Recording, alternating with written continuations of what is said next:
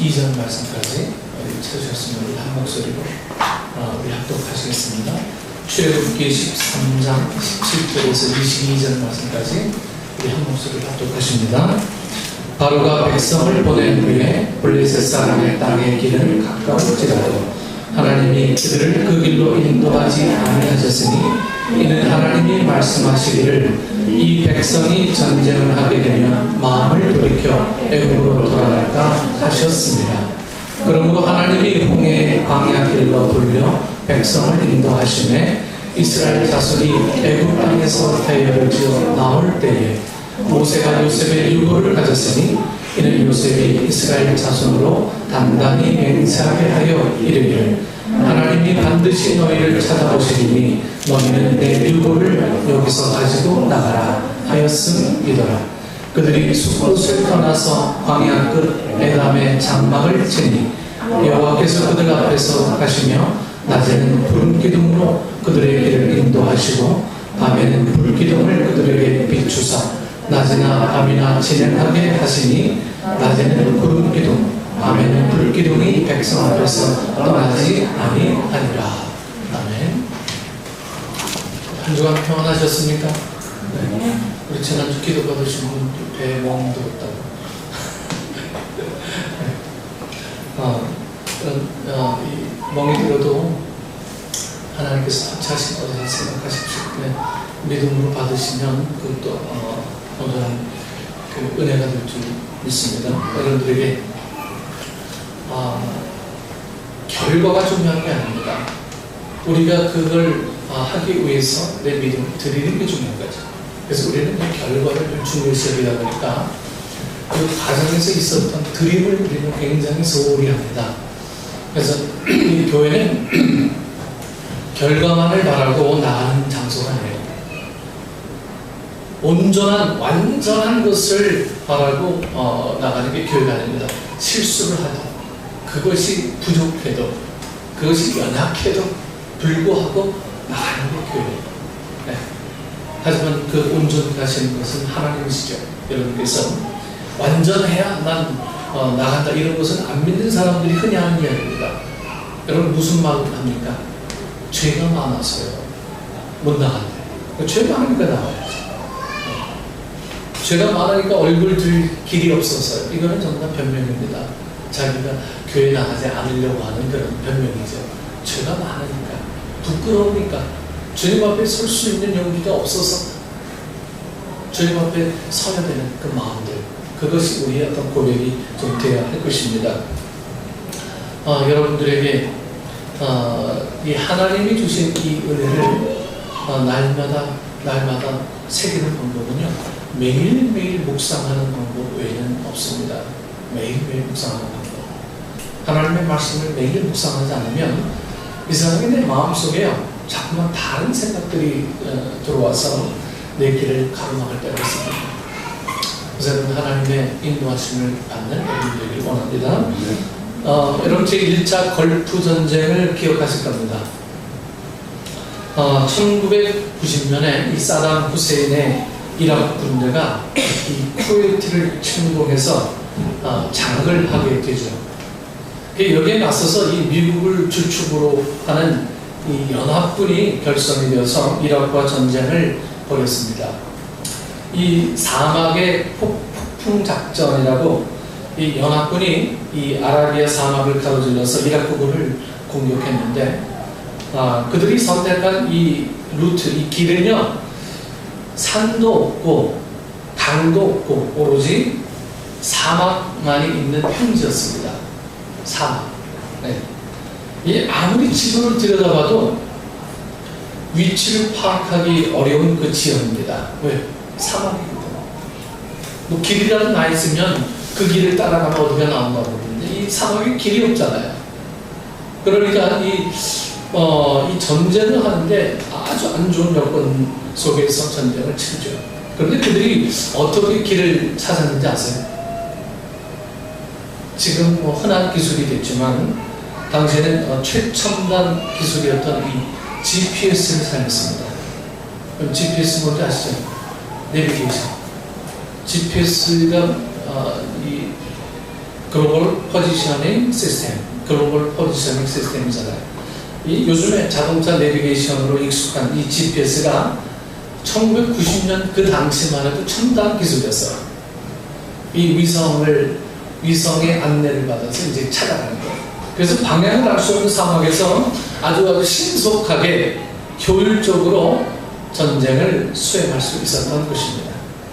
여러분, GPS는 사막뿐만 아니라 바다에서도 길을 찾을 수 있는 아주 기묘한 방법이었습니다. 우리 김성경 성도님이 이 비행기 GPS에 관해서도 전에 한참 사업을 벌였습니다. 비행기 GPS요.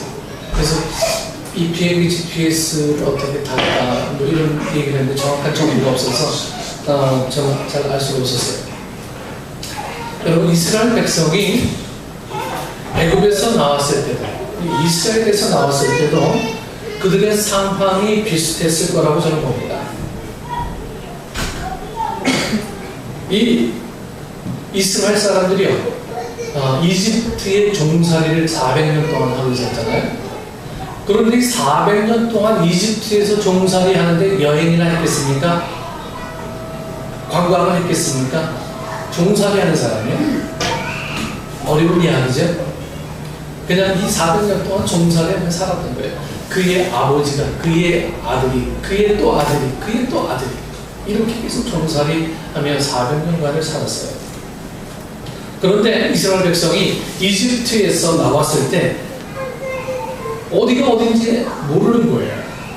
어디로 가야 되는지. 과연 나오긴 나왔는데 어디로 가야 하는지 알 수가 없어요. 여러분, 400년 동안 이집트 땅을 살다가 이제 떠났습니다. 여러분, 이시조선이 몇 년이지? 500년. 이시조선이 500년이잖아요. 근데 여러분, 400년 동안 남의 땅에서 종살이를 했으면 거의 그들의 삶에 뗄래야 뗄 수 없는 부분이 됐어요. 정확하게 말하면 이제는 이스라엘 사람이 아니라 어느 나라 사람이 이집트 사람인 거예요.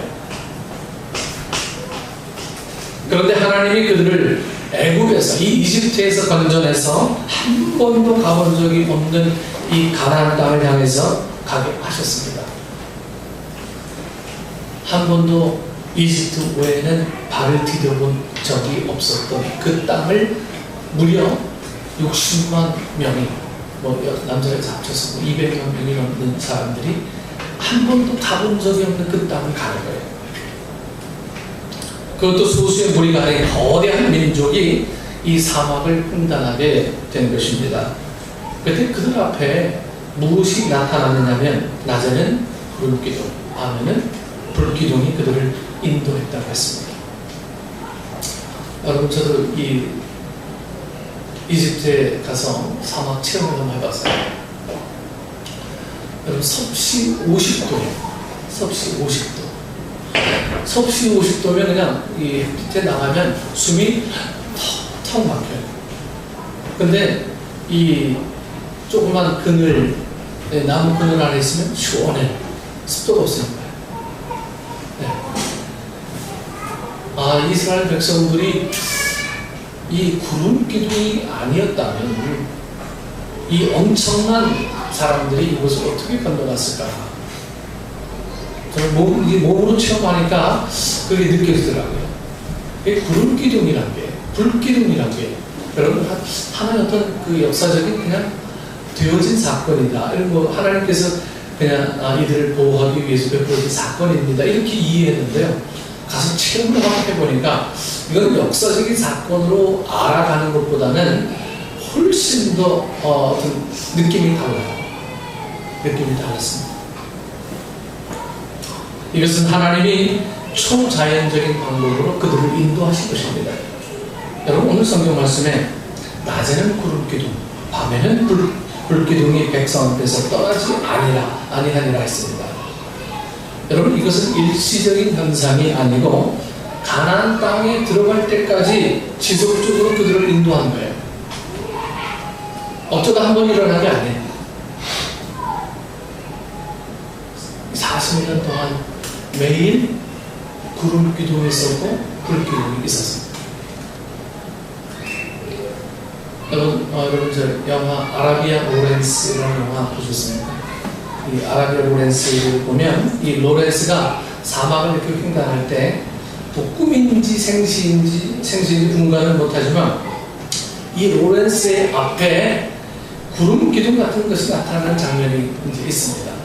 구름 기둥 같은 게. 이것은 이 사막의 이 회오리바람 같은 뭐 그런 구름 기둥처럼 보이는 거예요.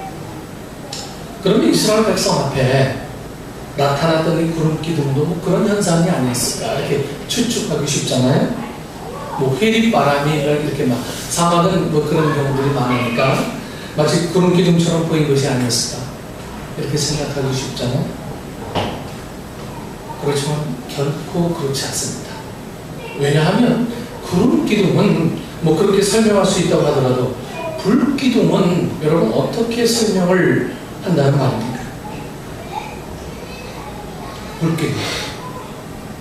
그리고 회리바람이요. 뭐 하루 이틀 정도는 뭐 불 수 있지만 40년 동안 지속적으로 이 회리바람이 불 수 있습니까? 40년 동안 이렇게 지속적으로 회리바람이 불 수 있는 건 아닙니다. 이것은 자연적인 방법으로 설명할 수 없는 하나님의 초자연적인 역사였던 것입니다. 여러분, 이스라엘의 경험이 우리에게 좀 많은 것을 시사합니다. 첫째로 이들의 여정은 이들이 선택한 것이 아니고 하나님이 이들을 이끌어내신 거예요. 내가 나가겠습니다. 나 포로 생활 지겹습니다. 나 이제 나가겠습니다. 해서 반란을 일으켜서 이집트를 탈출한 게 아니에요. 하나님이 그들을 끌어내신 거예요. 이스라엘 백성이 애굽의 고용이 힘들어서 하나님께 부르짖기는 했지만 이 바로 왕으로부터 건져달라고 요구한 적이 없고 가나안 땅으로 데려달라고 말한 적이 한 번도 없었어요. 그런데 하나님이 강권적으로 이 이스라엘 백성들을 인도해서 기대하지 않던 이 길고 어려운 여정을 시작하게 하신 거예요. 이스라엘 백성이 여러분 해방을 얻었을 때 이들을 기다리고 있었던 것은 기대했던 것보다 더 큰 일이고 더 위대한 일이고 더 어려운 일이었습니다. 만약 이들이 그 사실을 미리 알았다면 애굽에서 나오는 것을 주저했을지 모릅니다. 미리 알았다면 나왔겠습니까? 여러분, 우리도 마찬가지입니다. 우리도 하나님이 어떤 계획을 갖고 계신지 알지 못하고 예수님을 영접합니다. 예수님이 들어오셔서 어떤 일을 행하실지 미처 다 알지 못합니다. 우리는 죄 사함을 구하고 구원해 주시기를 구하고 도와주시기를 구했지만 하나님의 선민이 된다는 것, 하나님의 백성이 된다는 것, 의로운 백성이 되고 사람 낳는 어부가 되고 예수님의 제자가 된다는 것에 대해서 다 미처 알지 못했습니다. 여러분, 저도 처음 목사로 헌신할 때 그것이 이 목사로 안수받고 목사로 살아가고 목회자로 한다는 게 뭐 신나고 기쁠 것이라고만 생각했지 이 목사라는 이 소명이 무엇을 의미하는지 다 알지 못했어요. 알았더라면 아마 주저했어요. 마음의 소원을 품을 수 있어요. 목사가 좀 돼야지. 근데 그게 뭘 의미하는지, 목사가 가야 될 길이 어떤 길인지 여러분은 목사가 될 때는 몰라요. 여러분, 크리스찬으로 부름 받았을 때 크리스찬으로 살아가는 일이 무엇인지, 크리스찬으로 살아가야 되는 의무가 무엇인지 이런 걸 다 알고 크리스찬이 된다면 아마 여러분들도 정말 크리스찬이 되었을까라고 하는 망설임은 누구에게나 한 번쯤 있을 겁니다. 크리스찬은 그래서 공익입니다. 크리스찬이 그냥 우연히 되어지고 그냥 크리스찬이 되어지면 그냥 축복받는 것, 뭐 지옥 가지 않는 것, 뭐 이 정도 수준으로 크리스찬이 된다라고 마음 먹으면 사실 이 크리스찬에 대한 오해는 굉장히 많이 생기게 되죠. 여러분, 우리가 천국만 가라고 하나님이 우리를 부르시지는 않았다고 하는 거예요. 우리를 하나님 나라로 이끄시는 건 당연한데, 그렇다면 거기에 당연한 것 위에 밑에 이 베이직한 게 뭐냐 하는 거예요. 해야 될 의무가 있는 거예요. 권리가 있고 해야 될 사명이 있는 거예요. 그 모든 것들은 배제한 채 우리가 천국만을 바라고, 이것은 어리석은 신앙 중에 가장 어리석은 신앙입니다. 어제 우리 새로운 사람 공부하면서 가치관이 변화되지 않는 거예요. 변화되지 않는 삶으로 크리스찬으로 남아있는 거죠. 여러분, 어찌 보면 크리스찬이 아니고 그냥 주일신자예요. 주일신자. 인생의 거의 모든 것이 되었습니다. 미혼 남녀는 결혼에 대한 막연한 로망을 가지고 있어요. 그렇죠? 네. 결혼에 대한 로망을 가지고 있어요. 사랑하는 사람과 결혼하면 핑크빛 인생이 기다릴 줄로 생각하지만, 막상 결혼하고 나면 이제는 뭐가 돼야 돼요? 어른이 돼야 돼요. 어른만 되면 다 됩니까? 어른으로서 인생을 책임져야 되고, 또 내 삶뿐만 아니고요, 배우자와 자녀, 또 가정에 대해서 책임을 져야 되는 현실이 기다리고 있는 것을 발견합니다. 또 취업을 구하는 젊은이들은 취직만 하면 인생이 행복하리라고 생각하지만, 막상 출근하기 시작하면 고달픈 현실이 기다리고 있는 것을 발견합니다. 취직만 하면 다 좋을 것 같죠. 근데 이 취직하면요, 또 다른 전쟁이 시작돼요. 그러나 우리는 이 같은 것을 결코 불평할 수 없는 거예요. 결코. 만약 이런 것을 불평한다면 애들은 어른이 되기를 원치 않을 것이고, 사람은 자신의 삶에 책임을 지는 것을 원치 않을 것입니다. 이것은 좀 패키지로 따라오는 거예요. 우리 여자들은 내 남편만 딱 따라오면 좋겠죠? 근데 그게 아니죠. 시댁도 따라오죠.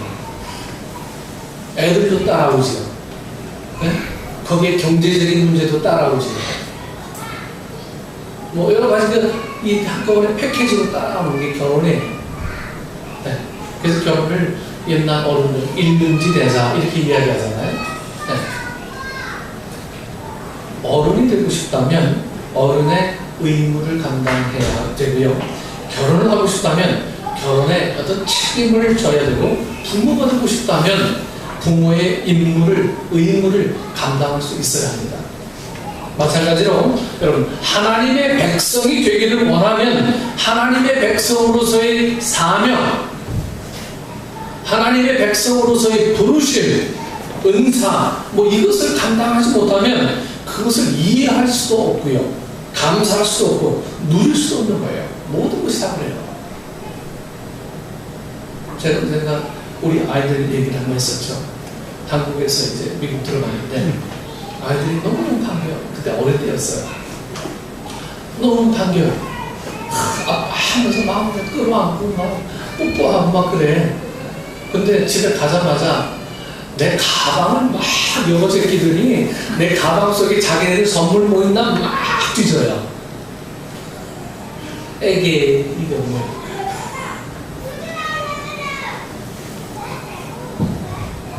여러분, 저는 뭘 기대했습니까? 그 아이들이 나를 반겨주길, 내가 오는 걸 제일 반겨주는 걸 기대했어요. 근데 아이들이 원하는 건 뭡니까? 가방 속에 선물. 가방 속에 선물. 여러분, 오늘 우리가 믿음 생활하는 게 이런 거 아니에요. 하나님은 좀 뒤로 좀 제껴주십시오. 나 하나님의 선물만을 원합니다. 나 하나님의 은혜만, 축복만을 원합니다. 이런 어린아이 같은 신앙을 우리가 살고 있다는 걸 아는지 우리 모습을 좀 뒤돌아볼 필요가 있어요. 하나님의 백성이 된다는 것은요, 거기에 합당한 의무가 있어요. 책임이 있고요, 그리고 권리도 있고요. 사명도 있고요. 이런 걸 활용해야 하나님의 백성으로서의 삶을 살아가는 거예요. 이런 걸 다 제껴놓고 난 내 식으로 삽니다. 여러분, 이것은 결코 하나님을 온전하게 이 크리스찬으로서 기쁨을 드리고 사는 삶이 아닐 것입니다. 여러분, 사명이라는 것은 불편해요. 불편하죠. 얼마나 짜증나겠습니까? 나는 편안하고 싶은데 이 사명이라는 이 굴레 때문에 불편해지는 거예요. 근데 이 불편함이 하나님께서 주시는 축복의 통로라고 하는 사실을 여러분 아십니까? 이 불편함이, 이 부담이, 이게 주님께서 주시는 통로라는 걸 여러분 아세요?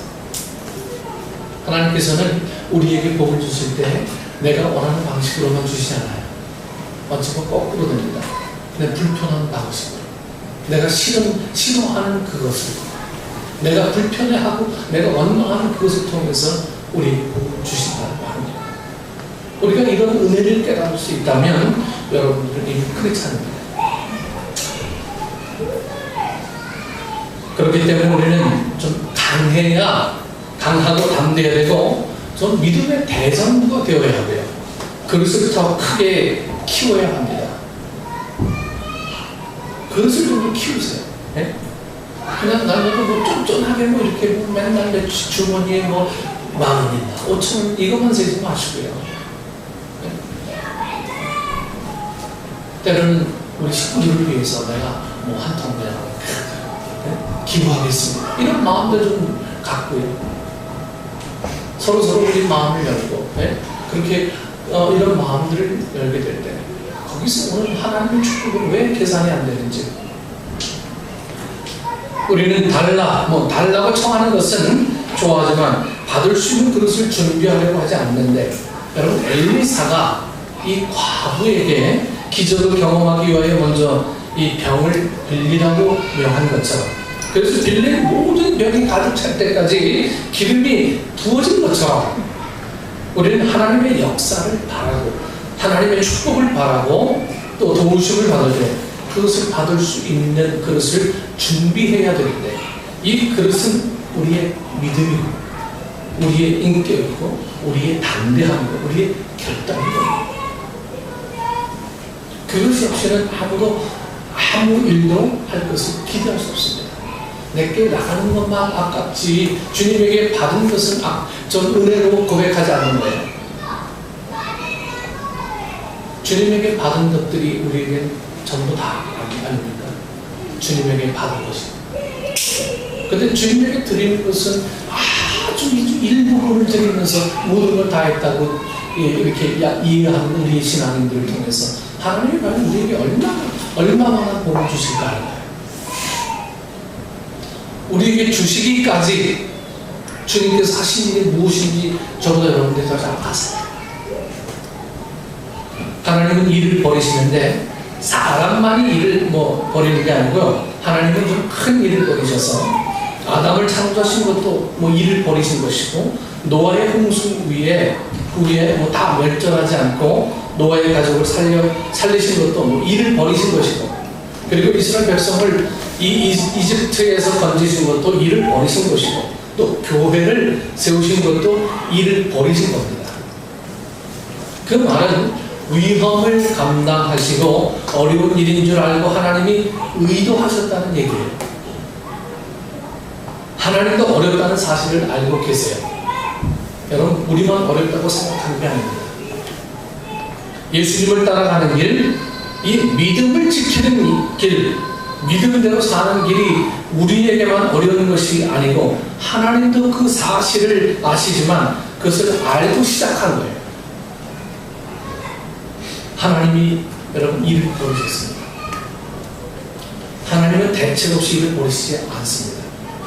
우리 교회가 사실 우리 돈 한 푼 없이 이 교회를 샀어요. 일을 버리셨어요. 하나님 대책 없이 우리에게 그런 일들을 하셨다고 보십니다. 철저하게 준비하시고 철저하게 우리를 테스트하기 위한 하나님의 어떤 준비하심이라고 저는 믿습니다. 그래서 성경 말씀에요, 너희 속에 착한 일을 시작하신 이가 그리스도 예수의 날까지 이루시리라. 여러분, 이루시지 않으실 일은 하나님이 시작도 않으셨다는 거예요. 않으셨다. 하나님이 어떤 일을 시작하셨다는 말은 그 일을 이루신다는 뜻입니다. 이것을 우리가 믿어야 합니다. 사람은 용두삼일, 시작은 했지만 끝내지 못하는 사람이 많지만 하나님은 나같지 않으세요. 우리를 당신의 백성으로 부르셨기 때문에 시작하신 것을 이루실 줄 믿어야 합니다. 이것이 사역입니다. 이것이 하나님의 일입니다. 하나님이 이스라엘 백성을 구름 기둥과 불 기둥으로 인도하신 것은 시작하신 것을 이루신다는 의지와 방법을 이 이스라엘 백성들에게 보여준 사건입니다. 단순히 너희를 보호하겠다 이 차원이 아니에요. 내가 너희들을 이끌어낸 일들을 너희들을 가나안 땅에 들어가게 해주겠다고 하는 하나님의 의지, 이것을 보여주는 구름 기둥과 불 기둥의 어떤 사인입니다. 또 너희를 부르신 이는 믿으시니 그가 또한 이루시리라. 여러분, 부르셨다면 이루실 줄을 믿어야 됩니다. 부르셨다면 이루실 줄 믿어야 되는 게 우리의 어떤 믿음의 고백이어야 합니다. 부르셨는데 주님이 이루셨다. 나게 그냥 하늘만 쳐다보고. 여러분, 부르신 사람에게는 하나님께서 어떠한 방식으로든 그 일을 이루세요. 목사로 부르든 성도로 부르든 제자로 부르든 주님이 부르셨다면 주님이 믿으시기 때문에 그것을 이루실 줄을 믿어야 됩니다. 여러분, 오늘 우리에게 주님 부르셨다고 하는 이 확실한 증거가 우리에게 아직까지 없다면 여러분들이 이 자리에 앉아있지도 않을 겁니다. 이 자리에 앉아있다는 것은 여러분, 내 의지로 앉아있건 아니면 어쩔 수 없이 앉아있건 그것은 부르심의 하나의 어떤 그 방법입니다. 그럼 부르셨다면 이루실 줄 믿어야 하는 거예요. 그런데 이루실 줄 믿어야 하는 믿음이 아직도 이루실까? 우리는 항상 까요. 어떻게 할까? 난 지켜봐야지. 누가 하겠지? 우리에겐 주님이 이루실 것을 믿는 믿음이 바탕이 되어야 하는데 우리에게 이런 믿음 자체가 사실 굉장히 의문투어로 남아 있어서 주님이 이루실 것을 계속 보류하고 있는 것 같아요.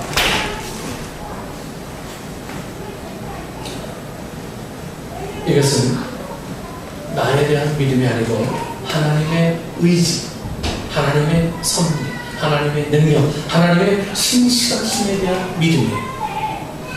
하나님의 약속과 말씀에 대한 믿음인 것입니다. 그러므로 여러분, 스리를 좋아하시는 분은 신앙생활에 좀 적성이 맞을 거예요. 스리 좋아하시는 분 맞습니까? 그럼 믿음 생활할 때 적성이 맞아요. 네. 성경은 그것을 믿음이라고 합니다. 믿음적 모험이 되는. 모험을 안 하게 늘 안전 위주로 나가는 사람은 이 믿음 생활할 때 늘 믿음을 해요. 이거 믿음을 하는 건지 안 하는 건지. 두 번째로 이스라엘 백성이 400년이나 살던 애굽 땅을 떠났습니다. 과거에 그들이 비록 노예의 신분이었지만, 종의 신분이었지만 애굽이라는 나라, 이 이집트라는 나라, 이집트라는 이 공동체, 이집트라는 이 거대한 나라에 소속이 되고 거기에서 어떤 소속감을 느끼고 소도 비빌 언덕이 있어야 된다고 이제 하지 않습니까? 그래서 이집트라는 이 나라의 문화와 전통, 그들의 공력 이런 것에 비빌 수가 있었던 거예요. 종살이를 했지만 이 이집트라는 나라가 그래도 먹여주잖아요. 재워주잖아요. 거기서 그냥 의지하며 살았던 거예요. 비빌 수 있었던 거예요. 그러나 애굽에서 나온 다음에는 이제 홀로 서는 것을 배워야 되고 더 이상 이 우리의 등을 비빌 때는 하나님밖에 없어요. 누가 밥을 주지 않아요. 과거에 그들이 의지했던 이 이집트는 더 이상 이들을 도와줄 수 없습니다. 여러분 영화 타이타닉 보신 분 있으십니까? 타이타닉을 보면 주인공 여자 이름이 로스. 이 로스라는 여자 주인공이 원래 영국의 이 귀족 가문 출신이에요. 귀족. 그런데 이 가문이 몰락하게 됩니다. 가문이. 그래서 이 미국의 부자에게 시집을 가게 되는 그 이야기입니다. 시집을 가게 되는 과정 속에 어떤 한 남자를 만나서 그곳에서 사랑을 하다가 배가 이제 침몰해서 무너지고 뭐 이런 얘기가 이제 타이타닉 얘기잖아요. 그러므로 이 과거에 그가 속해 있던 가문의 명예는 이제 빗줄게 살고요. 이 로스라는 여자가 귀족 가문 출신이었지만 가문이 몰락하고 나니까 이제는 이 미국의 이 사람 부자에게 팔려가는 신세가 돼요. 지금 아무런 도움을 주지 못합니다. 마찬가지로 우리가 더 이상 어떤 과거의 영화나 과거의 학벌이나 과거의 업적이 더 이상 이 나의 현실에 도움을 주지 않을 때가 있습니다. 거기에 더 이상 해답이 없어요. 그래서 이 신앙은요, 항상 현재 진행형이 되어야 됩니다. 현재 진행. 이제 내가 갈 길을 하나님이 이 GPS로 보여주셔야 할 때가 옵니다. 이집트 사람은 아마 이스라엘 사람들을 내보내면서 이렇게 생각했을 거예요. 저것들 분명히 한 달 안에 되돌아올 거야. 그들이 분명히 못 살겠다, 배고파 죽겠다, 힘들다, 뭐 이렇게 하면서 돌아올 거야. 다시 받아달라고 막 빌면서 애원하는 날이 분명히 올 거야. 얼마나 버티는지 보자. 막 이런 식으로 생각했을 거예요.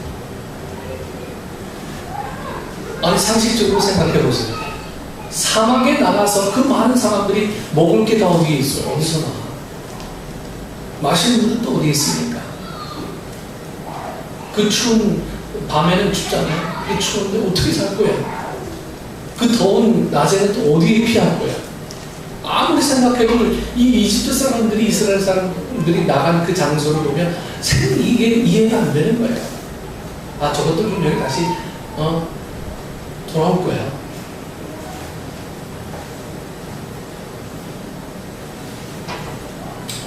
이들이 정말 얼마나 버티는지 한번 보자. 막 이런 식으로 막 이집트를 나간 이스라엘 사람들을 비웃었을 거예요. 그러나 이 히브리 백성들, 이스라엘 사람들은 돌아오지 않았습니다. 그들은 굶어 죽지도 않았고요, 길을 잃지도 않았고, 모세가 말한 것처럼 가나안 땅에 결국은 들어가게 됩니다. 여러분, 이게 놀라운 거예요.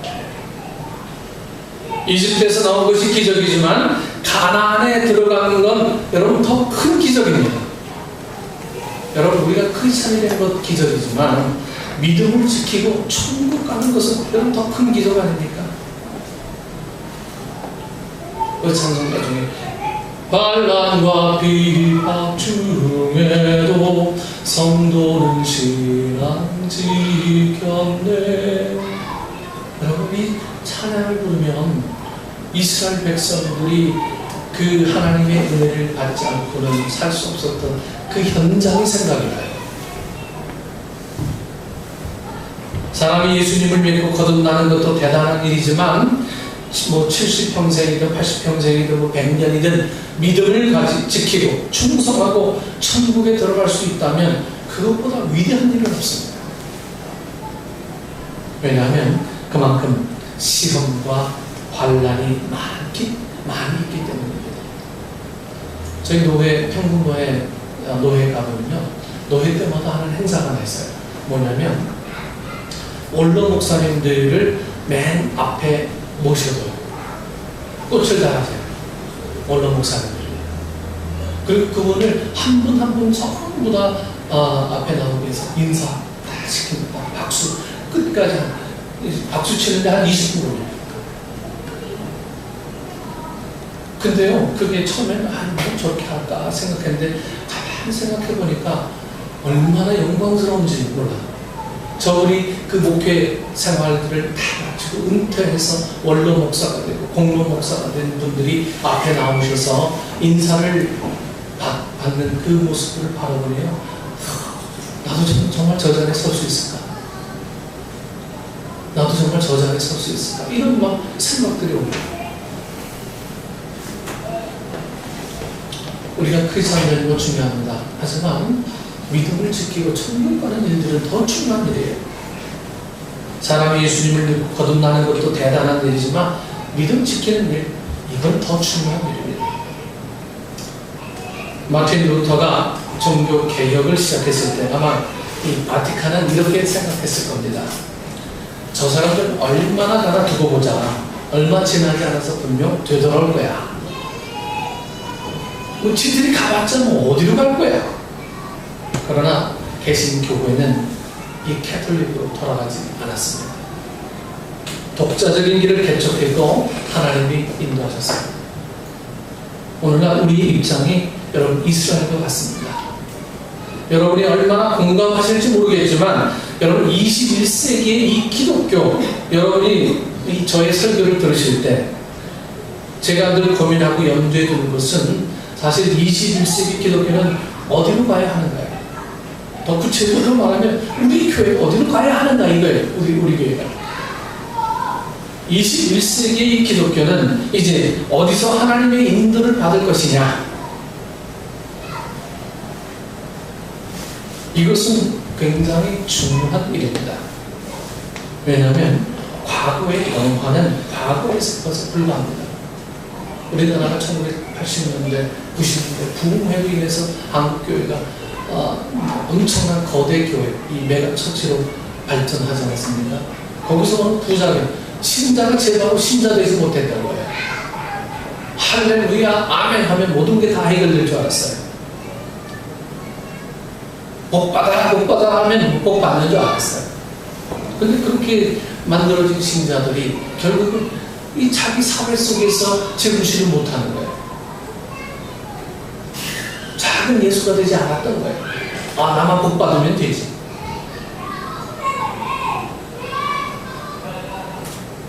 이런 기복된 믿음 속에 빠져버려서 한국 교회는 겉으로는 굉장히 부흥의 능력을 세계교회에 보여줬지만 속으로는 굶어갔어요.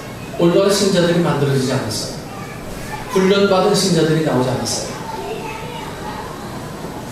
하나님 앞에 울부짖으며 주여 이런 신자들은 많았지만 하나님이 어떤 분이신지에 대한 모르고요. 왜? 훈련을 없었기 때문에.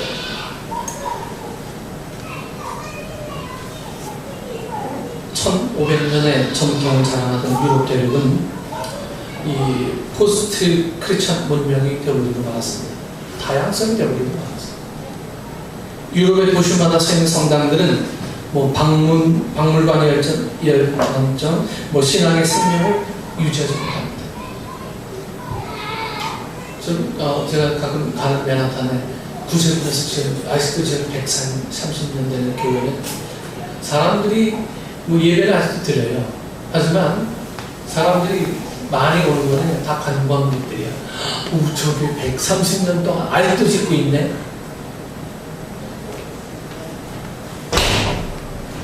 (3,000명) (4,000명) 들어가는 교회는 20명 할머니들 모여서만 예배 드려요.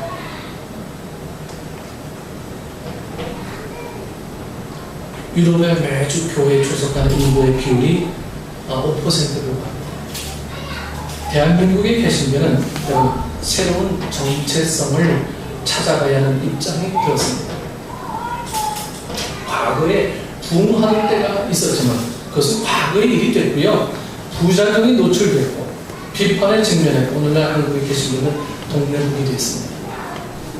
여러분 교회에서 통합측에서도 엊그저께 총회하면서 결의한 게 교회에서 반대합니다. 올해부터 시행합니다.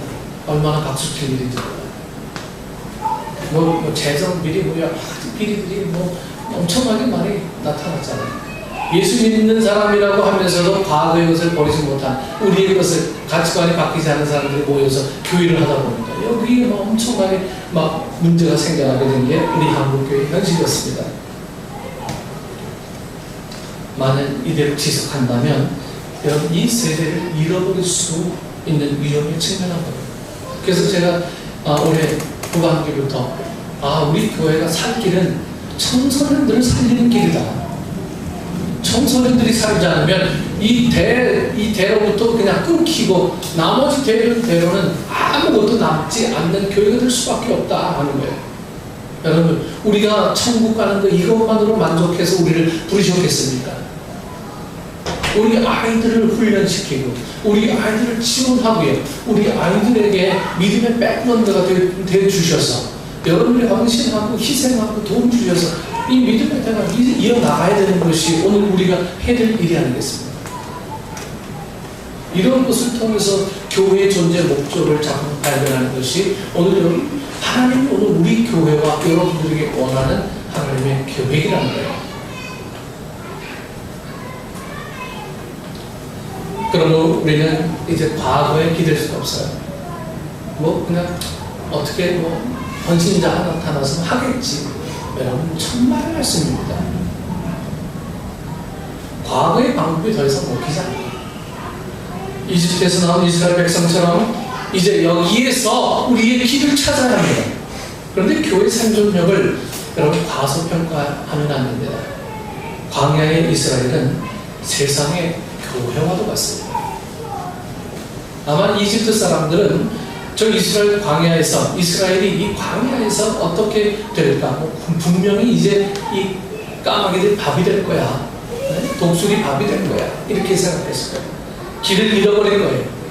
이렇게 생각했을지 모르지만 하나님이 구름 기둥과 불 기둥으로 인도하신 것처럼 여러분 이 세상의 교회도 하나님이 구름 기둥과 불 기둥으로 인도하시는데 어디에 있든 어느 시대든 여러분 크든 작든 예수 그리스도의 교회를 하나님이 오늘날 인도하시는 방법은 하나님의 말씀과 성령을 통해서입니다.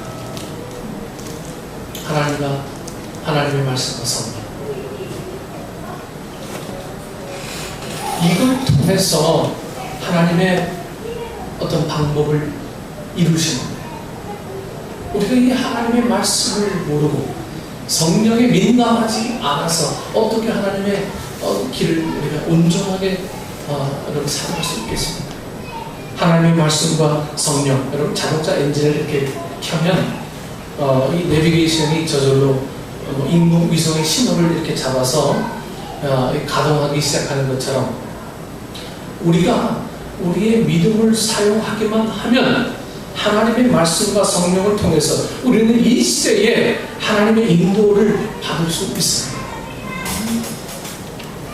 그냥 내가 헌신합니다 나가면 하나님께서 우리를 인도하시는 거예요. 우리는 우리의 영적인 이 GPS를 사용하는 법을 배워야 됩니다. GPS는 있는데 꽂아놓지 않는 거예요. 선물로 은혜를 받았는데 활용을 안 해. 하나님이 나를 구원해 주신 그 은혜가 있음에도 불구하고 그 은혜에 감격하지 않아. 여러분 있으면 뭐합니까? 사용해야죠. 주님이 주신 은혜가 크면 뭐 하겠습니까? 그것을 써야지. 주님이 주신 사랑이 가득하면 뭐 하겠습니까? 나누어야지. 우리는 과거에 내가 옛날에 이랬었는데 여러분 옛날에 그랬었던 건 아무 소용없어요. 내가 왕년에 이거 아무 소용없어요. 오늘 현재 내가 지금 어디로 갈 것인가를 늘 결단하고 나가는 그 믿음이 오늘 우리에게 필요한 거예요. 주님 앞에 드리는 거예요. 너는 내 물질을 물 위에 던져라. 하나님이 우리 물질을 던지면 그냥 없게 하십니까? 흘려보내실 때 그냥 없게 하십니까? 그 물질을 받는 사람을 통해서 풍성하게 되고 더 많이 채우시는 하나님의 은혜가 분명히 우리에게 있잖아요.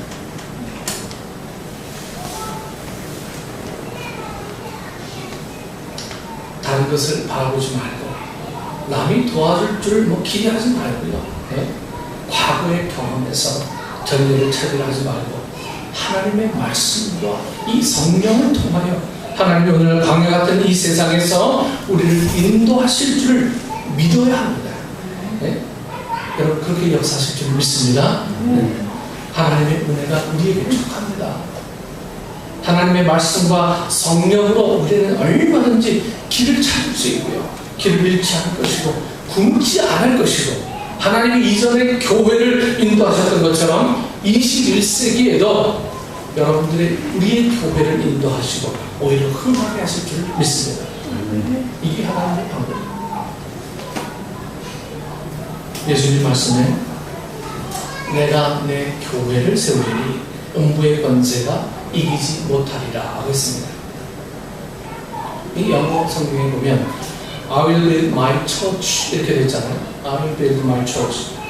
남의 교회가 아니고 사람의 교회가 아니고요. 교단의 교회도 아닌 예수님의 교회, 예수님의 교회.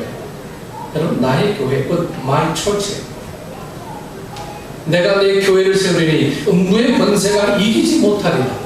음부의 권세가 없는 게 아닙니다. 음부의 권세는 항상 존재하고 있어요. 바다에 항상 파도가 있는 것처럼 이 세상에는 늘 음부의 권세가 파도처럼 일지만 그럼에도 뭐라고 말씀하세요? 음부의 권세가 이기지 못하리라. Gate of hell shall not prevail against it.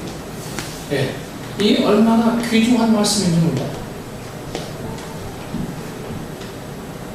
음부의 권세가 결코 교회의 능력을 이길 수가 없다고 해요.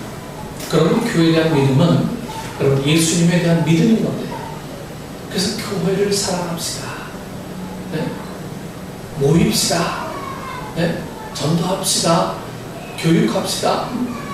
여러분 이게 다 교회 사랑하는 어떤 그 움직임들 아닙니까? 예수님을 믿기에 교회의 승리를 믿을 수가 있는 겁니다. 자동차 내비게이션 켜면 저절로 인공위성의 신호를 찾는 것처럼 우리가 우리의 영혼을 열고 우리 영혼의 이 온 스위치를 켜면 하나님의 말씀과 성령을 통해서 우리 영혼이 하나님의 인도를 받기 시작합니다. 경험해본 사람은 아닙니다. 아직 경험하지 않은 사람은 경험해보면 알 수 있어요.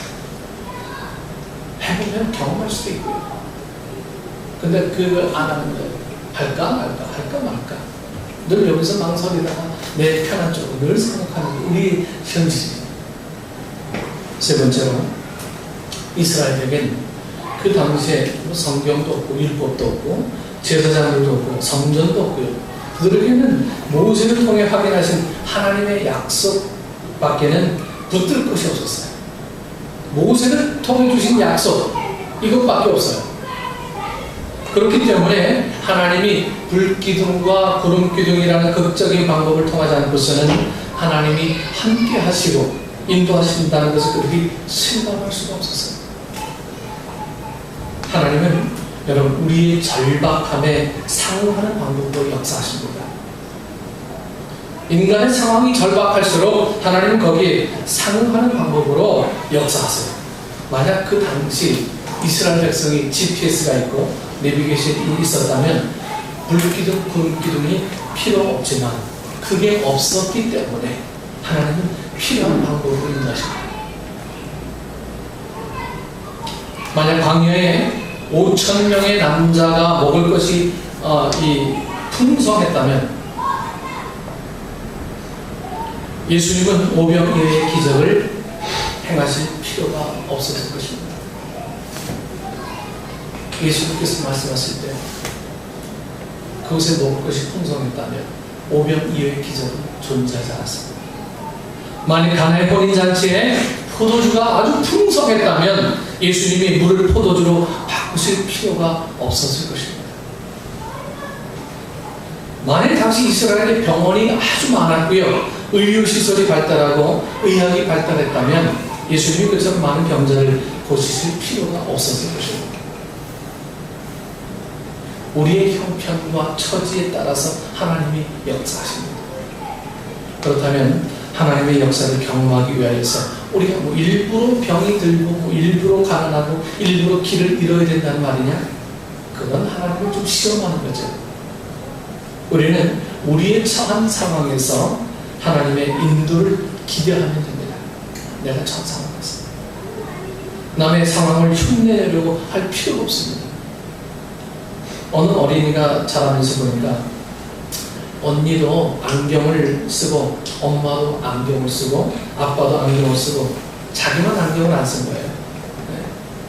그래서 나도 안경을 끼고 싶다고 해서 그 일부러 뭐 안 보이는 척 TV를 보면서 얼굴을 찡그리고 이렇게 보고 안 보이는 척.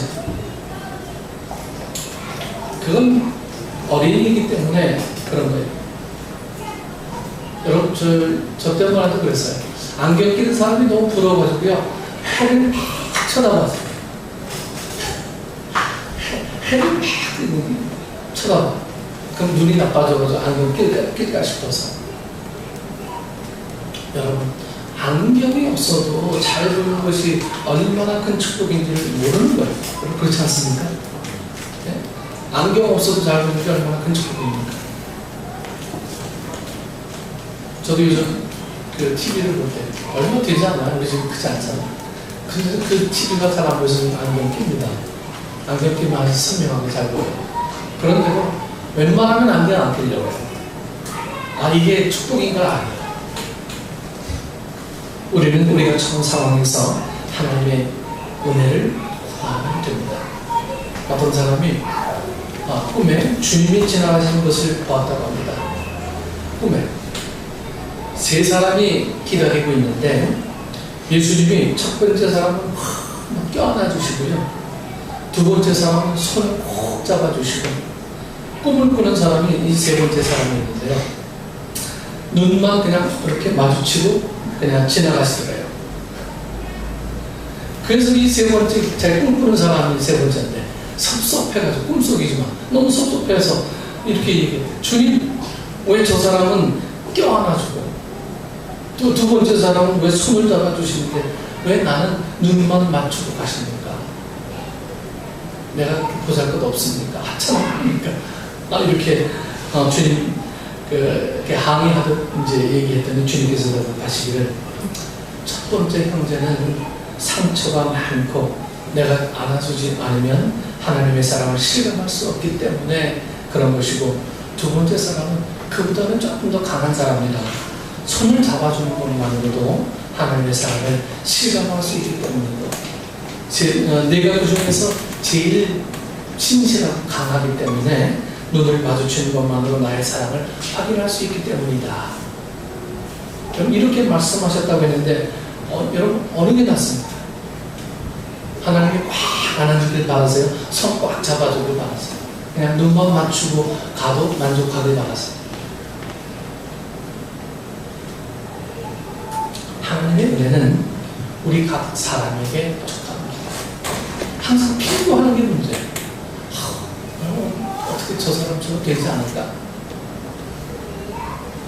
하나님은 나에게만 주신 특별한, 독특한, 스페셜한 은혜가 있는데 항상 남의 것만 보는. 하나님의 은혜는 각 사람에게 다 족한 거예요. 다만 못해도 좋아요. 여러분들이 헌신할 수 있는 손이 있어요. 그게 없다면 우리에게 물질이 있어요.